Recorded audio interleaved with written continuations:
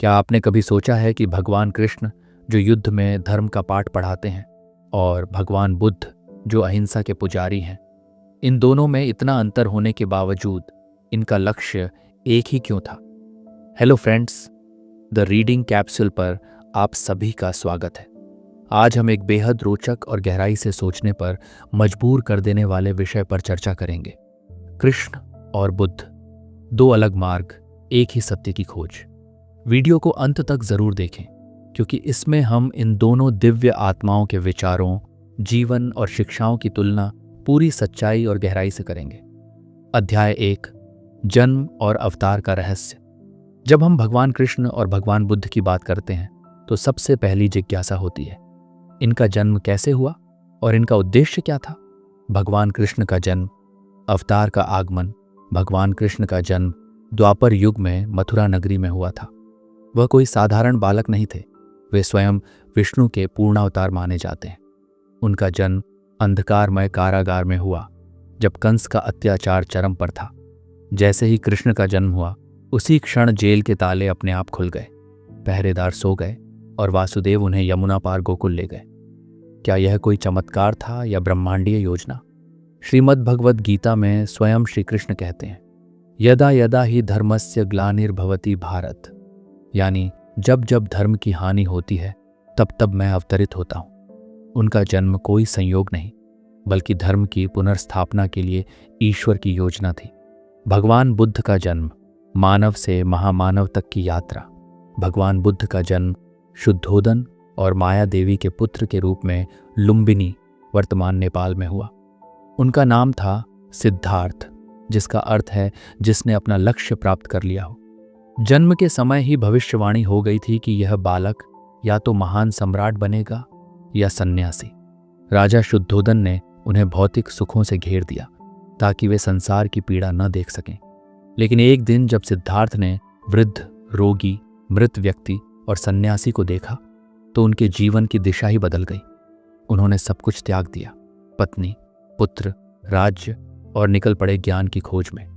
यहाँ कोई चमत्कार नहीं था, न कोई अवतार, न कोई दैवी संकेत, बस एक मानव की अद्भुत जिज्ञासा और साधना, जिसने उन्हें बुद्ध बना दिया, अर्थात जागृत व्यक्ति।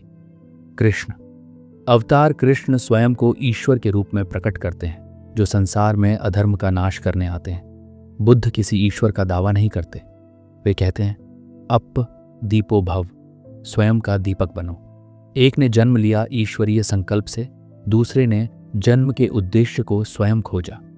तो क्या यह संभव है कि एक ओर श्री कृष्ण जैसा अवतारी पुरुष जो हर स्थिति में ईश्वर भाव से कार्य करता है, और दूसरी ओर बुद्ध जिन्होंने मानव रहते हुए भी ईश्वर तुल्य ज्ञान प्राप्त किया, क्या इन दोनों में कोई गुप्त संबंध है? क्या बुद्ध कृष्ण की एक अनकही विरासत को ही आगे बढ़ा रहे थे? यह जानने के लिए सुनिए अगला अध्याय, दर्शन और उपदेश की राहें।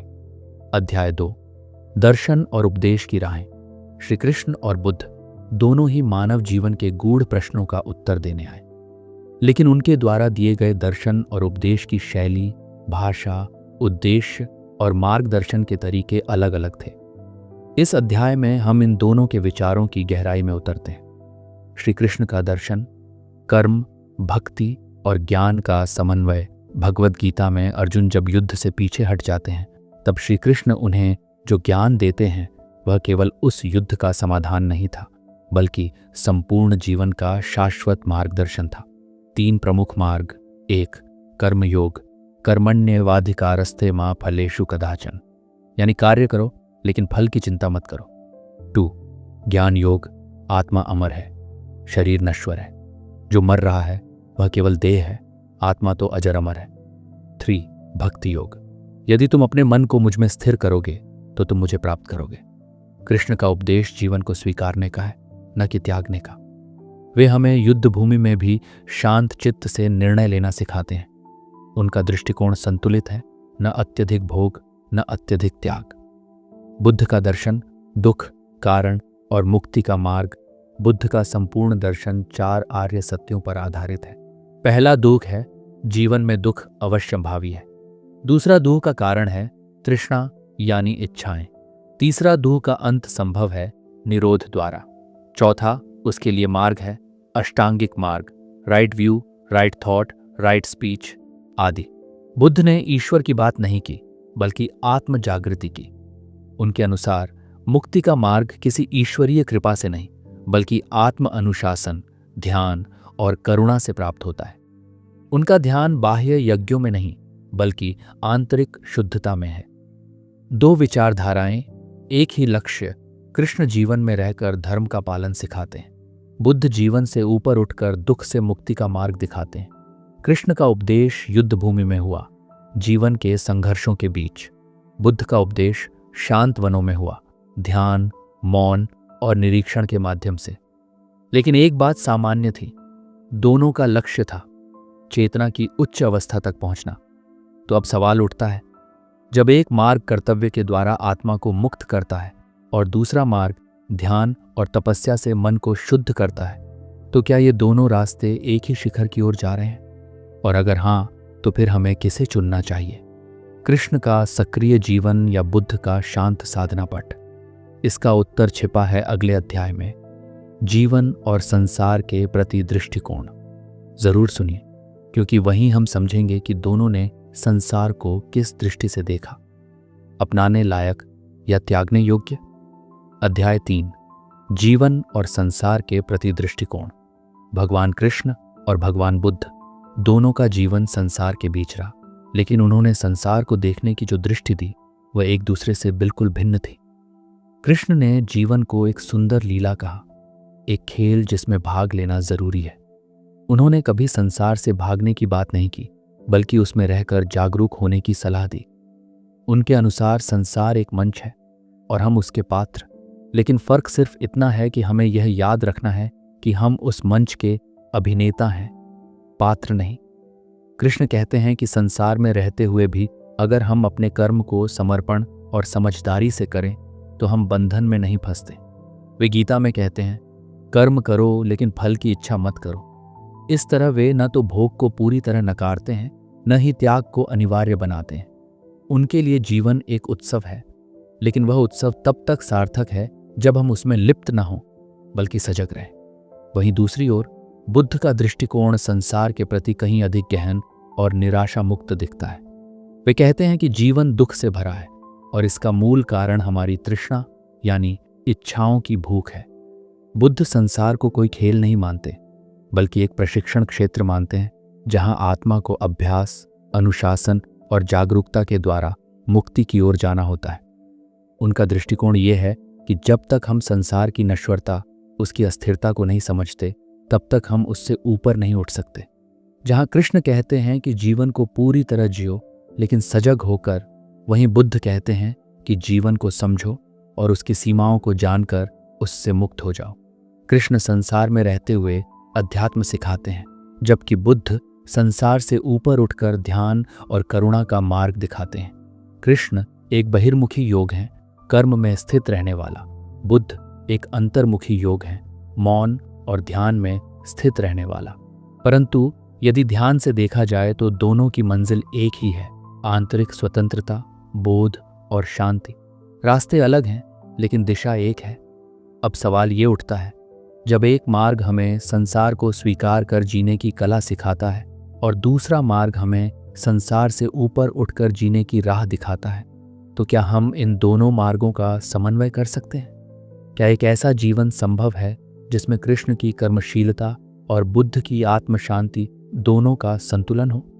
इसका उत्तर हम खोजेंगे अगले अध्याय में, प्रभाव, परंपरा और विरासत, जहां जानेंगे कि इन दोनों महान व्यक्तित्वों ने मानव समाज को क्या दिया और आज भी उनके विचार हमारे जीवन को कैसे दिशा दे सकते हैं। अध्याय 4, प्रभाव, परंपरा और विरासत।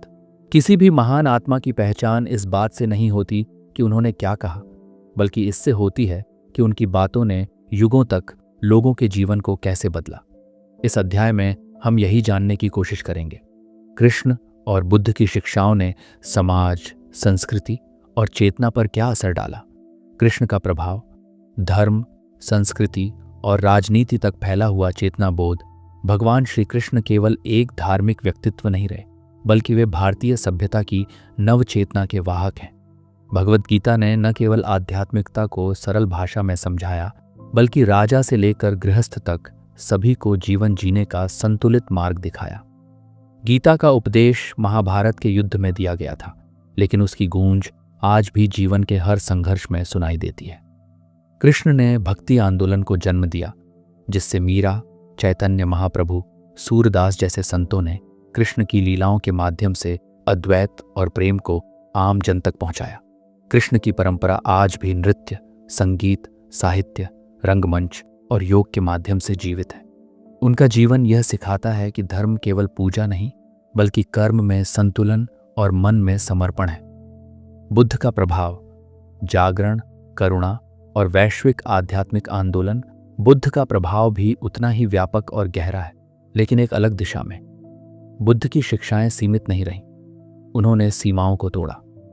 भारत में बौद्ध धर्म ने शिक्षा, तर्क, ध्यान और मानवता की नई लहर जगाई। नालंदा और तक्षशिला जैसे विश्वविद्यालय उसी बौद्ध चिंतन के केंद्र बने, जहां दुनिया भर से लोग ज्ञान प्राप्त करने आते थे। बुद्ध की करुणा, उनका ध्यान मार्ग और आत्म जागरण का संदेश चीन, जापान, थाईलैंड, श्रीलंका जैसे देशों तक पहुंचा। वहां बौद्ध धर्म ने न केवल धार्मिक ढांचे को बदला, बल्कि नैतिकता, चिकित्सा, जीवन शैली और शांति के विचार को मुख्य धारा में ला दिया। बुद्ध का सबसे बड़ा प्रभाव यह था कि उन्होंने कहा, कोई ईश्वर नहीं, अगर तुम जागरूक हो जाओ तो तुम स्वयं बुद्ध बन सकते हो। ये विचार मानवता को निर्भरता से स्वतंत्रता की ओर ले गया। दो दृष्टिकोण, दो प्रभाव, लेकिन लक्ष्य एक कृष्ण का मार्ग है, ईश्वर में समर्पण और कर्तव्य की पूर्णता। बुद्ध का मार्ग है, स्वयं को जानो और बंधनों से मुक्त हो जाओ। कृष्ण की विरासत समाज में भक्ति, प्रेम और धर्म का प्रवाह बनकर बहती रही। बुद्ध की विरासत बनी शांति, करुणा और विवेक का प्रकाश, जो आत्मा को स्वतंत्र करता है। आज भी दोनों की शिक्षाएं प्रासंगिक हैं। एक हृदय को स्पर्श करती है, दूसरी बुद्धि को जागृत करती है। अब सबसे महत्वपूर्ण और जिज्ञासाजनक सवाल यह है, जब कृष्ण हमें यह सिखाते हैं कि तुम ईश्वर के अंश हो और बुद्ध यह सिखाते हैं कि तुम स्वयं अपने प्रकाश हो, तो क्या इन दोनों शिक्षाओं को एक साथ अपनाया जा सकता है? क्या आज का मनुष्य एक ऐसा मार्ग बना सकता है जिसमें कृष्ण की भक्ति और बुद्ध का बोध दोनों समाहित हों? इस गहराई से भरे प्रश्न का उत्तर मिलेगा अगले और अंतिम अध्याय में, एकात्मता की खोज। क्या कृष्ण और बुद्ध एक ही सत्य की दो झलकियां हैं? यह अध्याय आपको अंत तक बांधे रखेगा और संभवतः आपकी आध्यात्मिक सोच की दिशा ही बदल देगा। अध्याय 5, एकात्मता की खोज। क्या कृष्ण और बुद्ध एक ही सत्य की दो झलकियां हैं? जब हम भगवान कृष्ण और भगवान बुद्ध की शिक्षाओं, जीवन और दृष्टिकोणों का विश्लेषण करते हैं तो हमें कई विरोधाभास दिखाई देते हैं। एक तरफ श्री कृष्ण हैं, युद्ध भूमि में खड़े होकर जीवन में उतरने की प्रेरणा देने वाले। दूसरी ओर बुद्ध हैं, जंगल की शांति में ध्यानस्थ, जीवन से ऊपर उठने की प्रेरणा देने वाले। परंतु क्या ये अंतर केवल सतही है या इनके पीछे कोई गहरा एकत्व छिपा हुआ है? इस अध्याय में हम इसी एकता को तलाशने निकलते हैं। क्या कृष्ण और बुद्ध दो रास्ते हैं या एक ही सत्य की दो अभिव्यक्तियां? कृष्ण की चेतना, पूर्णता की ओर मार्गदर्शन। कृष्ण के जीवन में हमें भक्ति, ज्ञान और कर्म का विलक्षण संतुलन देखने को मिलता है। वे अर्जुन से कहते हैं, तुम स्वयं को आत्मा मानो, यह शरीर केवल वस्त्र है। वे बार बार स्वधर्म निभाने की बात करते हैं, यानी जीवन में जो भूमिका तुम्हें मिली है उसे पूर्णता से निभाओ, लेकिन मोह और अपेक्षा से रहित होकर। यह दृष्टिकोण हमें भीतर से स्वतंत्र करता है, लेकिन बाहरी जीवन में जिम्मेदार बनाता है। यही कृष्ण का गूढ़ संदेश है। आत्मा की चेतना में स्थित होकर संसार में रहो।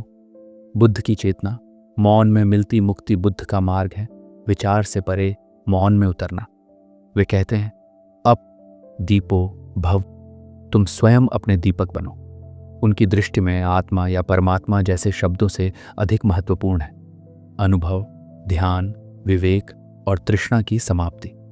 बुद्ध किसी ईश्वर की बात नहीं करते, लेकिन वे भी उसी सत्य की खोज में हैं जिसे कृष्ण परमात्मा कहते हैं। फर्क इतना है कि बुद्ध उस सत्य को निर्वाण कहते हैं, जहां न इच्छा है, न दुख, न पुनर्जन्म। एक गहराई में छिपा है अद्वैत, न द्वंद्व।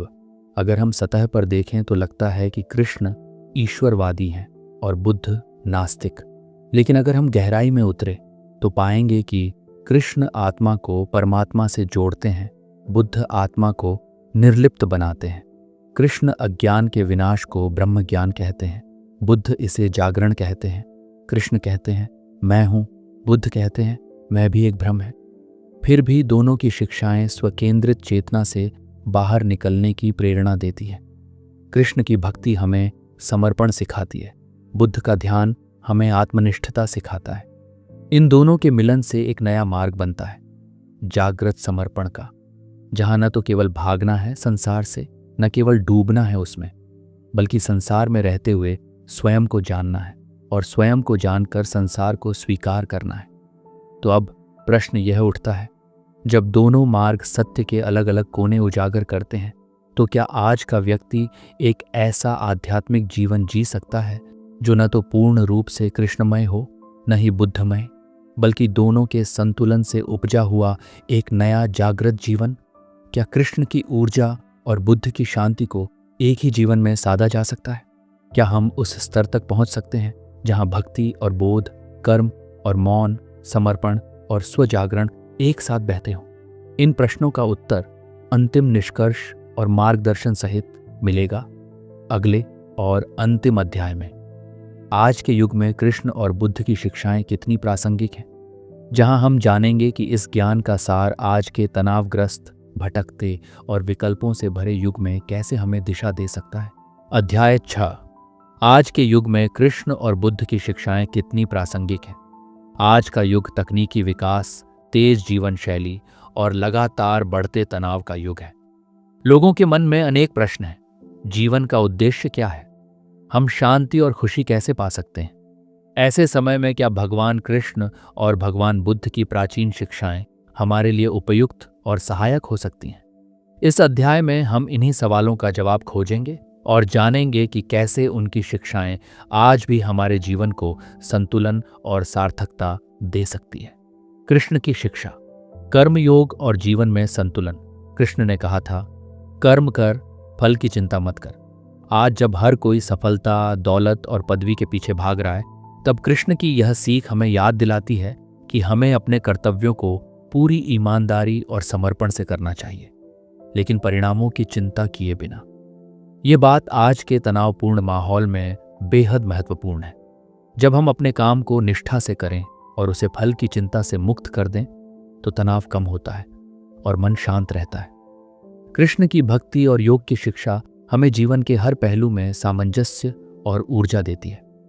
बुद्ध की शिक्षा, ध्यान, करुणा और मन की शांति वहीं।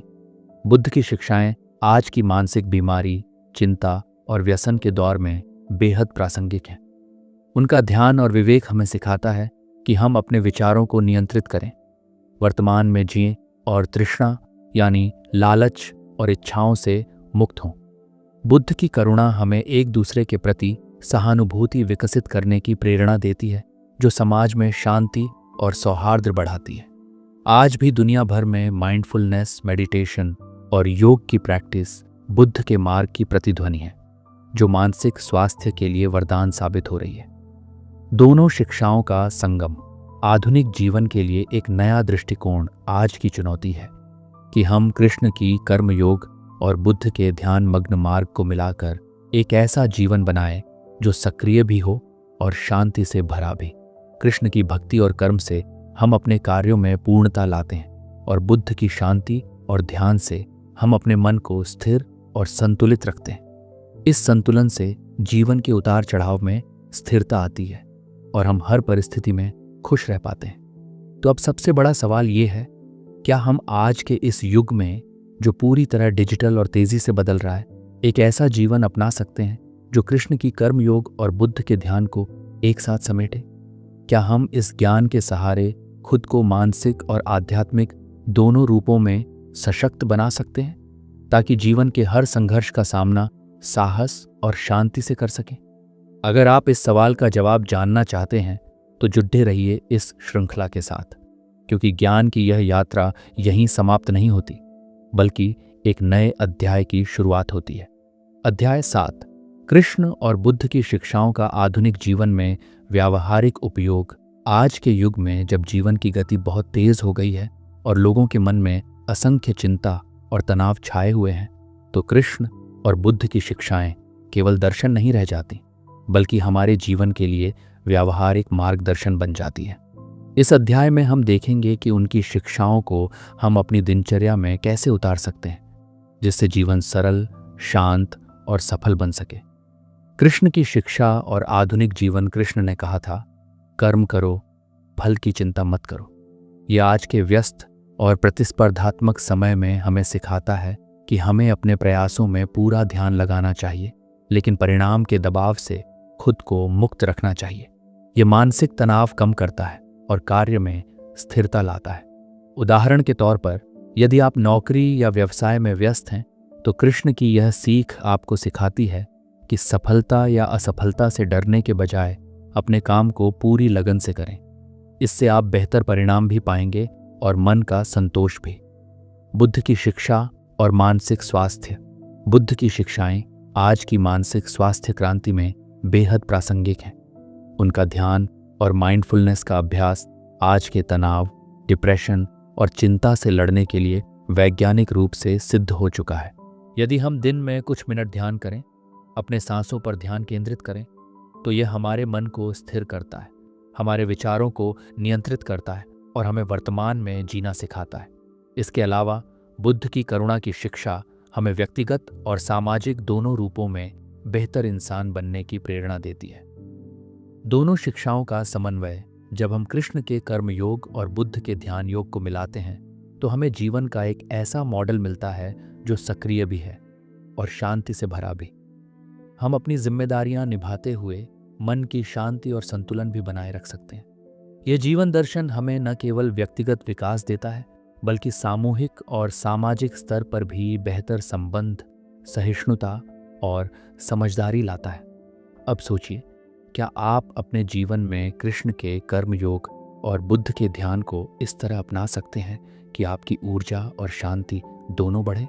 क्या आज के चुनौतीपूर्ण समय में यह संभव है कि हम इन दोनों महान शिक्षाओं को एक साथ अपनाकर अपने जीवन को एक नई दिशा दें? इस सवाल का जवाब आपके अनुभव और प्रयासों में छिपा है। अगली बार हम चर्चा करेंगे कि इस ज्ञान को आप अपने दैनिक जीवन में कैसे सहजता से लागू कर सकते हैं, ताकि यह केवल पढ़ाई या सुनवाई का विषय न रह जाए, बल्कि एक जीवंत अनुभव बन जाए। अध्याय 8। कृष्ण और बुद्ध की शिक्षाओं को रोजमर्रा की जिंदगी में कैसे उतारें? अब तक हमने समझा कि कृष्ण और बुद्ध के विचार कितने गहरे, विविध और जीवन बदलने वाले हैं, परंतु ज्ञान तभी सार्थक होता है जब वह अनुभव में बदल जाए। इस अध्याय में हम जानेंगे कि इन दोनों की शिक्षाओं को हम रोजमर्रा के जीवन में छोटे छोटे अभ्यासों द्वारा कैसे आत्मसात कर सकते हैं। एक दिन की शुरुआत। कृष्ण की भक्ति और बुद्ध का ध्यान। सुबह का समय दिन का सबसे शक्तिशाली क्षण होता है। कृष्ण कहते हैं, मनुष्य जैसा स्मरण करता है वैसा ही बन जाता है। बुद्ध कहते हैं, मन ही सब कुछ है, जैसा सोचोगे वैसा बनोगे। तो दिन की शुरुआत करें 10 मिनट के कृष्ण स्मरण और 10 मिनट के श्वास पर ध्यान के साथ। कृष्ण स्मरण से मन में ऊर्जा, प्रेम और प्रेरणा जागेगी। बुद्ध का ध्यान मन को स्थिर और वर्तमान में टिके रहने योग्य बनाएगा। 2. कार्य करते समय कर्मयोग और माइंडफुलनेस। जब आप ऑफिस, घर या किसी भी कार्य में व्यस्त हों, उस समय कृष्ण की एक सीख को याद रखें। कर्तव्य करते जाओ, फल की चिंता से मुक्त रहो। साथ ही बुद्ध की माइंडफुलनेस टेक्निक अपनाएं, यानी जो भी करें पूरी जागरूकता से करें। खाना खाते समय सिर्फ खाना खाएं, चलें तो चलने में ध्यान हो, बोलें तो विचार से बोलें। इससे आपका हर कार्य पूजा बन जाएगा, कर्म भी साधना बन जाएगी। 3. रात्रि विश्राम से पहले आत्मनिरीक्षण और समर्पण। रात को सोने से पहले 5 मिनट आंख बंद करके दिन भर के कर्मों की समीक्षा करें। क्या आज मैंने क्रोध किया? क्या मैंने करुणा दिखाई? क्या मेरा कार्य निस्वार्थ था? फिर मन ही मन कहें, हे कृष्ण, जो हुआ वह तुम्हारी प्रेरणा से हुआ और जो अधूरा रह गया उसकी क्षमा चाहता हूँ। बुद्ध की शैली में अपनी श्वासों को देखें और कहें, सब क्षणिक है, मैं सब छोड़कर शांत हूँ, इससे नींद गहरी और चेतना निर्मल हो जाती है। शोर, सप्ताह में एक दिन मौन और सेवा का अभ्यास। बुद्ध का मौन और कृष्ण की सेवा दोनों मिलकर एक दिव्य अभ्यास बनते हैं। सप्ताह में एक दिन 1 से 2 घंटे मौन रहकर स्वयं को सुने या किसी को निस्वार्थ सेवा प्रदान करें, जैसे गरीब की मदद, पेड़ लगाना, किसी को सुन लेना। इससे आपके भीतर संतोष और आत्मबल बढ़ेगा। 5. संबंधों में अपनाएं करुणा और प्रेम का संतुलन। कृष्ण हमें प्रेम में लीन होने की प्रेरणा देते हैं, राधा, सखा, गोपियों के रूप में। बुद्ध सिखाते हैं वैराग्य और करुणा से संबंध निभाना। तो जब भी कोई रिश्ता उलझे, सोचें, क्या मैं इस पर अधिकार जताना चाहता हूं या प्रेम देना चाहता हूं? क्या मैं प्रतिक्रिया दे रहा हूं या करुणा से उत्तर दे रहा हूं? जब यह संतुलन आएगा तो हर संबंध आध्यात्मिक अनुभव बन जाएगा। अब अंतिम और सबसे जरूरी सवाल ये है, क्या आप इन साधारण लेकिन शक्तिशाली अभ्यासों को अपने जीवन में शुरू करने के लिए तैयार हैं? क्या आप सिर्फ सुनने या पढ़ने से आगे बढ़कर कृष्ण और बुद्ध को अपने भीतर जीने का निर्णय लेंगे? और अगर हाँ, तो अगले अध्याय में हम सीखेंगे कि कैसे इन अनुभवों को साझा करके आप खुद एक आधुनिक आध्यात्मिक पथ प्रदर्शक बन सकते हैं। जी हाँ, चैप्टर 9 में हम जानेंगे अपने अनुभव से दूसरों को प्रेरित कैसे करें। क्या हर व्यक्ति एक कृष्ण या बुद्ध बन सकता है? अध्याय 9, क्या हर व्यक्ति कृष्ण या बुद्ध बन सकता है और दूसरों को कैसे प्रेरित करें? अब तक आपने जाना कि कृष्ण और बुद्ध कौन थे, उन्होंने क्या सिखाया और कैसे उनकी शिक्षाएं आज भी प्रासंगिक हैं। आपने यह भी समझा कि उनकी बातें सिर्फ विचार नहीं, जीवन में उतारी जाने वाली क्रियाएं हैं। लेकिन अब सवाल ये है, क्या हर कोई उस स्तर तक पहुंच सकता है? क्या हम सब में कृष्णत्व या बुद्धत्व छिपा है? एक कृष्ण और बुद्ध भी एक बार सामान्य मनुष्य थे। कृष्ण एक राजकुमार थे, पर उनकी सबसे बड़ी शक्ति थी पूर्ण चेतना में स्थित रहना हर परिस्थिति में। बुद्ध एक राजा के बेटे थे, लेकिन उन्होंने जागरण को चुना। वे भी साधारण से असाधारण बने। इसका मतलब है कि वे भी एक यात्रा पर निकले थे, जैसे आप निकल सकते हैं। उन्होंने अनुभव किया, सीखा, गिरकर उठे और एक नई चेतना तक पहुंचे। यही बात सबसे प्रेरणादायक है। वे हमसे अलग नहीं थे, लेकिन उन्होंने अपने भीतर की संभावनाओं को जगाया। 2. क्या आप भी बन सकते हैं मार्गदर्शक? अगर आप कृष्ण की तरह कर्मशील और प्रेममय हैं, अगर आप बुद्ध की तरह जागरूक और करुणामयी हैं, तो आप अपने परिवार, समाज और आसपास के लोगों के लिए प्रेरणा का स्रोत बन सकते हैं। कैसे? अपने अनुभवों को दूसरों से साझा करें। सोशल मीडिया पर छोटे छोटे विचार पोस्ट करें जो आपने सीखे हैं। जरूरतमंद को मार्गदर्शन दें बिना अहंकार के। अपने बच्चों को केवल धर्म सिखाने की जगह ध्यान, मौन और प्रेम सिखाएं। अपने जीवन को इतना स्थिर बनाइए कि आपकी उपस्थिति ही लोगों को सुकून दे। याद रखिए, कृष्ण उपदेश देकर नहीं, व्यवहार से प्रभावित करते थे। बुद्ध प्रवचन से नहीं, मौन और करुणा से जागरूक करते थे। 3. भीतर के कृष्ण और बुद्ध को जगाने का अभ्यास। जब आप मोह से ऊपर उठते हैं, आपके भीतर बुद्ध जागता है। जब आप कर्म में संलग्न रहते हुए समर्पित रहते हैं, आपके भीतर कृष्ण प्रकट होते हैं। इन दोनों को एक साथ जगाने के लिए आपको किसी आश्रम, जंगल या पहाड़ों की जरूरत नहीं। आपका घर, ऑफिस, मोबाइल, परिवार सब आपकी साधना के माध्यम बन सकते हैं। हर क्षण जब आप जागरूक रहते हैं, हर बार जब आप प्रेम पूर्वक कार्य करते हैं, आप धीरे धीरे उसी प्रकाश की ओर बढ़ते हैं जिसमें कृष्ण मुस्कुराते हैं और बुद्ध मौन होते हैं। अब आखिरी और सबसे महत्वपूर्ण प्रश्न ये है, क्या आप केवल स्वयं के भीतर बदलाव लाकर रुक जाएंगे, या अब आप उस प्रकाश को दूसरों तक पहुंचाने का साहस भी करेंगे? क्या यह संभव है कि एक सामान्य व्यक्ति, आप जैसे कोई, आने वाले वर्षों में किसी और की आत्मा में कृष्ण या बुद्ध को जगा दे? और यदि हाँ, तो अगले और अंतिम अध्याय में हम जानेंगे शून्यता और पूर्णता, वह अंतिम बिंदु जहां कृष्ण और बुद्ध एक हो जाते हैं। अध्याय 10, शून्यता और पूर्णता, जहां कृष्ण और बुद्ध एक हो जाते हैं। इस अध्याय में हम एक ऐसा बिंदु छूने जा रहे हैं जहां कृष्ण की लीला और बुद्ध की मौनता, कर्म और ध्यान, आनंद और शांति सब एक होकर विलीन हो जाते हैं। ये वही स्थान है जहां भक्ति और ज्ञान, योग और निर्वाण, शून्यता और पूर्णता एक ही सत्य के दो पक्ष बन जाते हैं। कृष्ण और बुद्ध जो बाहर से अलग दिखाई देते हैं, वास्तव में अंतर्मन की यात्रा के अंतिम द्वार पर एक हो जाते हैं। और यही इस अध्याय की सबसे सुंदर अनुभूति है। एक, शून्यता। बुद्ध की दृष्टि, बुद्ध का मार्ग विरक्ति का मार्ग है। वे कहते हैं कि सब कुछ क्षणिक है, चाहे सुख हो या दुख, शरीर हो या विचार। जब मन हर तृष्णा, हर पहचान, हर मैं से मुक्त हो जाता है, तब वह शून्यता, शून्याटा में प्रवेश करता है। लेकिन यह शून्यता कोई खालीपन नहीं है, यह पूर्ण शांति है। यहाँ कोई आग्रह नहीं, कोई वासना नहीं, सिर्फ मौन। और इस मौन में ही बुद्ध कहते हैं, न मोक्ष चाहिए, न संसार, बस जागरण चाहिए। 2, पूर्णता। कृष्ण का भाव वहीं कृष्ण कहते हैं, सब कुछ मुझसे है, मैं ही सब हूं। उनका दृष्टिकोण पूर्णता, पूर्णाटा का है। एक ऐसा भाव जहां जीवन की हर लहर, हर रंग, हर संबंध एक दिव्य लीला बन जाता है। कृष्ण रास रचाते हैं, रणभूमि में गीता सुनाते हैं, माखन चुराते हैं, लेकिन भीतर से पूर्णता, समर्पित और शांत रहते हैं। वे संसार में रहते हैं, लेकिन उससे ऊपर उठे हुए हैं।